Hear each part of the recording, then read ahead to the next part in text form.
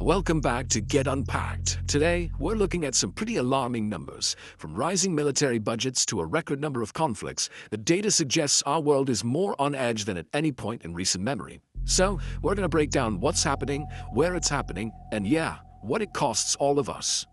So let's start with the big picture. According to the 2025 Global Peace Index, the world has become quantifiably less safe. This isn't just a blip on the radar.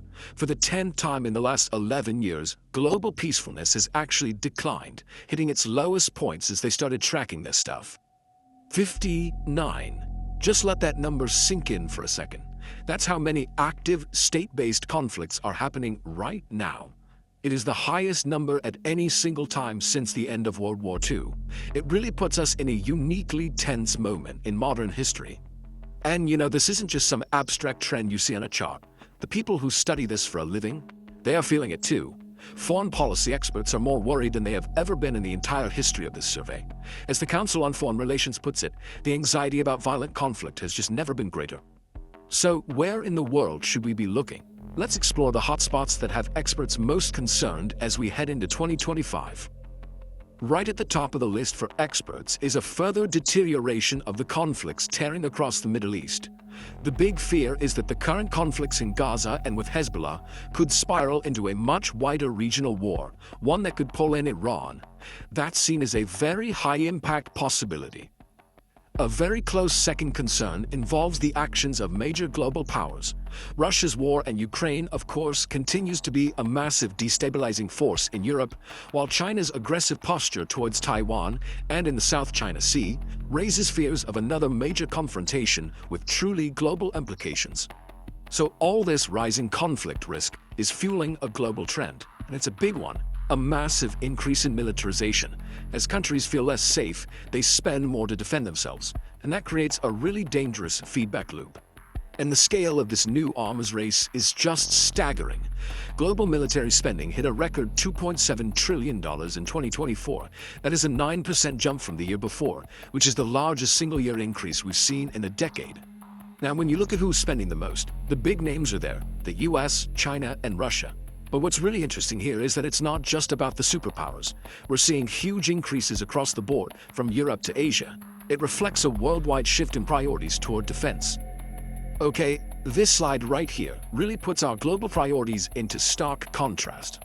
The total economic burden of military spending is estimated at $9 trillion. Now compare that to the mere $47 billion spent on peacebuilding and peacekeeping. That's a ratio of nearly 191 to 1. Just think about that.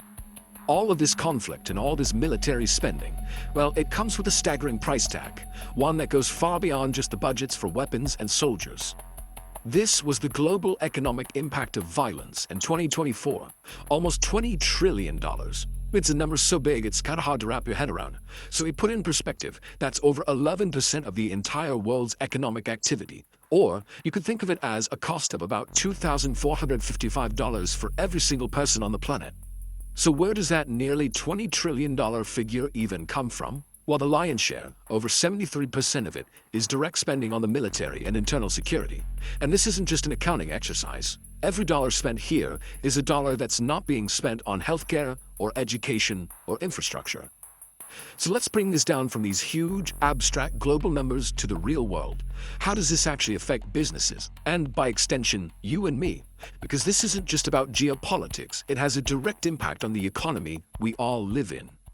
Well, this geopolitical fragmentation is leading directly to things like trade barriers, higher costs, and really unpredictable supply chains for everyday goods. We're seeing a huge spike in what they call harmful trade interventions, think tariffs and export controls. And with growing threats to major shipping lanes, it means the things you buy could get more expensive and a lot harder to find. When you take all of this together, these trends point to something much bigger, a fundamental shift in the global order. That whole era of increasing globalization and cooperation that many of us grew up in, it really appears to be rapidly unwinding. And you can see this breakdown in cooperation so clearly right here. This timeline shows how resolutions at the UN Security Council are getting blocked by vetoes more and more. It's a return to the kind of gridlock we saw during the Cold War. Diplomacy is just getting harder. At the very same time, global influence is becoming more diffuse, more spread out. This number, 34, represents the number of globally influential countries in 2023. To give you some context, that is nearly triple the 13 countries that held similar influence at the end of the Cold War. So power is spreading out. You have more countries competing on the world stage. Nations like Turkey, Brazil, and the UAE are challenging that old established order. They're creating new economic centers and forging new alliances. This shift is creating a much more complex and, frankly, a less predictable multipolar world. And as the world fragments, the very foundations of sustainable peace are also eroding. There's this concept called positive peace. It's not just the absence of violence, it's the presence of things that create stability, like a well-functioning government, low corruption, and good relations with neighbors. And this measure has been declining since 2019, which is a big warning sign that without a change of course, things could get worse. So the data, it paints a pretty worrying picture. And it leaves us with this final, provocative question about the path we're all on. The trends are clear: more conflict, more spending on war, and less cooperation. But you know, trends aren't destiny. The real question is whether we can find a way to rebuild the structures of peace in an increasingly fragmented world.